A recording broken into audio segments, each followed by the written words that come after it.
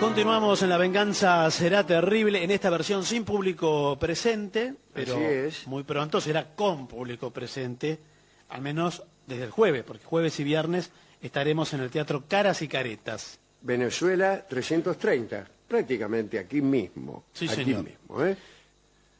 Hablaremos hoy de la monogamia y lo que es peor, de la monogamia perpetua, porque puede ser que por discreción o por cuidado, por los vecinos, qué sé yo, uno prefiera la monogamia por un rato, pero aquí hablaremos de la monogamia perpetua, así que contaremos algunos decretos que allá por la temprana Edad Media vinieron a consolidar la idea de que era correcto o preferido por Dios el que uno se sostuviera con la misma persona durante toda la vida.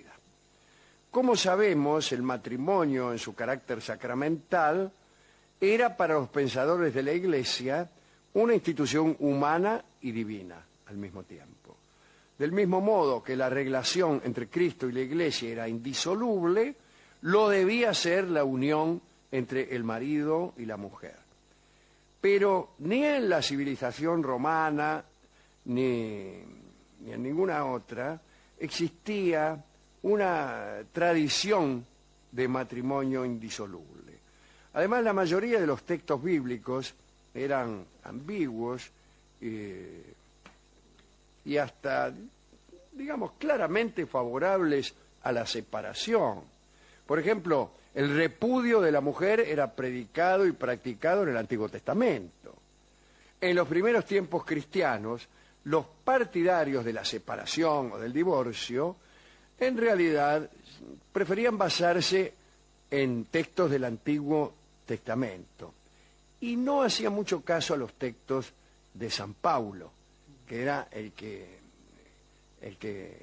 prefería el matrimonio indisoluble.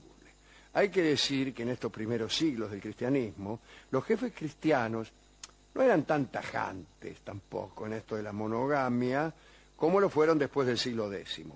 Alrededor del año 500 o 600 todavía se aceptaban algunas razones para conseguir la separación.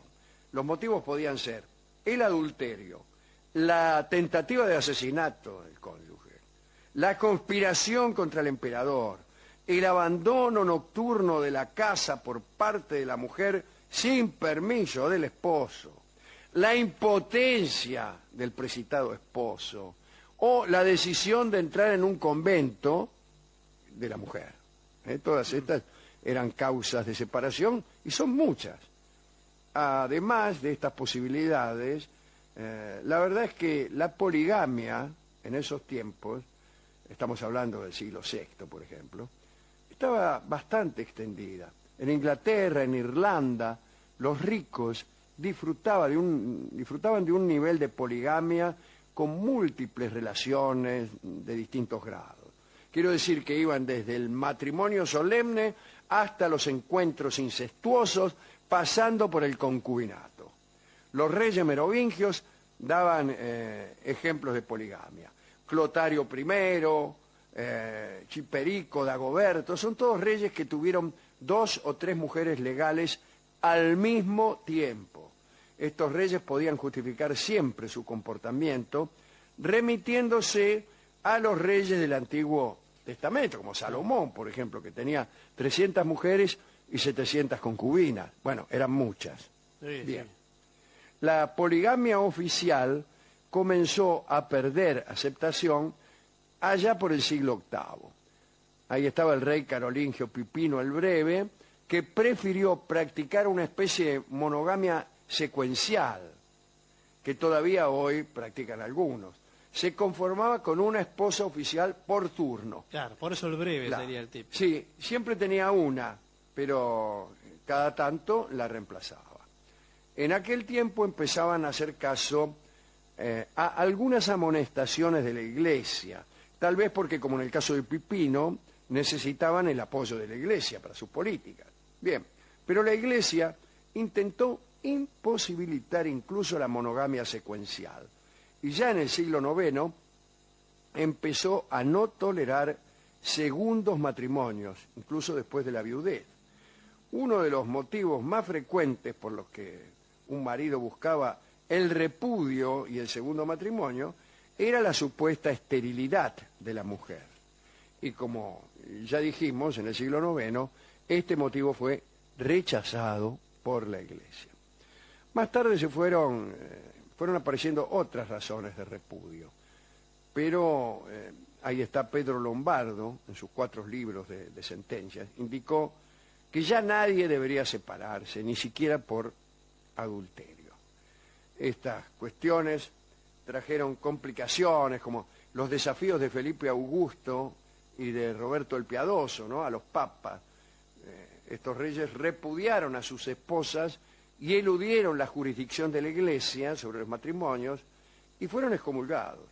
En el caso de Felipe Augusto, lo hemos contado aquí, la excomunión cayó sobre todos los habitantes de Francia. Al excomulgar al rey, decían, quedaban automáticamente excomulgados sus súbditos.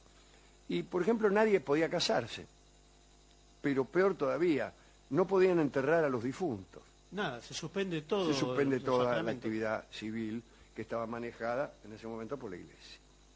Desde Alejandro III hasta Inocencio III, que fueron 2 papas, se fue perfeccionando la interpretación de este principio, ¿no?, del matrimonio indisoluble. En realidad, solo era posible la separación cuando se descubrían vínculos estrechos de parentesco, o incluso cuando se descubría una relación sexual prematrimonial entre un hombre y una pariente de su prometida. Mirá vos, en ese caso también. El matrimonio también podía considerarse nulo si los novios no habían dado verdaderamente su consentimiento. Pero esto era muy difícil de probar. Y además los matrimonios entre los nobles medievales fueron siempre impuestos. Te obligaban a casarte por razones políticas, etc. Existía la posibilidad de declarar una separación sin romper el vínculo matrimonial. Se la llamaba separación de mesa y cama. Y podía hacerse si alguna de las partes demostraba o denotaba crueldad.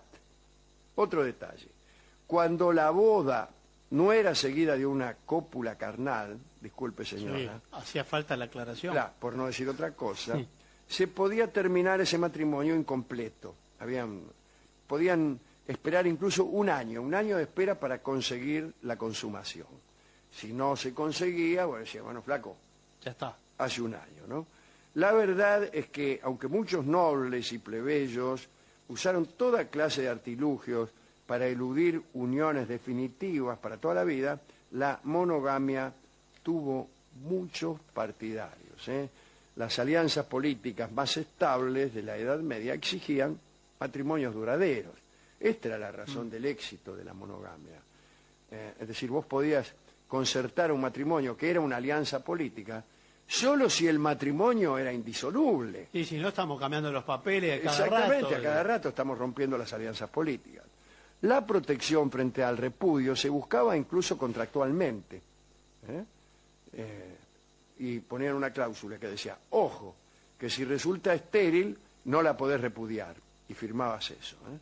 Al final de la Edad Media, la Iglesia había impuesto 3 normas importantes que duraron prácticamente hasta nuestros días.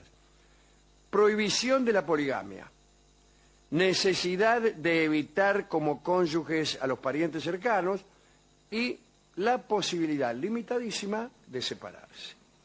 Aunque los abusos y los amores ilícitos continuaron, dejó de considerarse socialmente correcto mantener a varias mujeres, ¿no? La monogamia perpetua había triunfado en el ideal y se instaló en el imaginario. ¿A quién dedicar esto? Bueno, a todas aquellas personas a quienes el marido o la mujer ya los tienen podridos, ¿no? A todas aquellas personas que ejercen la poligamia del modo más legítimo, es decir, sin hacer daño a nadie. Así que hemos ido a la discoteca a pedir discos de monogamia. y encontramos un disco que evidentemente se refiere a la monogamia y que se llama Uno. Sí, es por Es monógamo eso, que claro, es Uno. El tango Uno lo escucharemos en la versión del trío argentino, aunque en este caso solamente Lucio de Mare al piano y cantando Agustín Irusta. Adelante.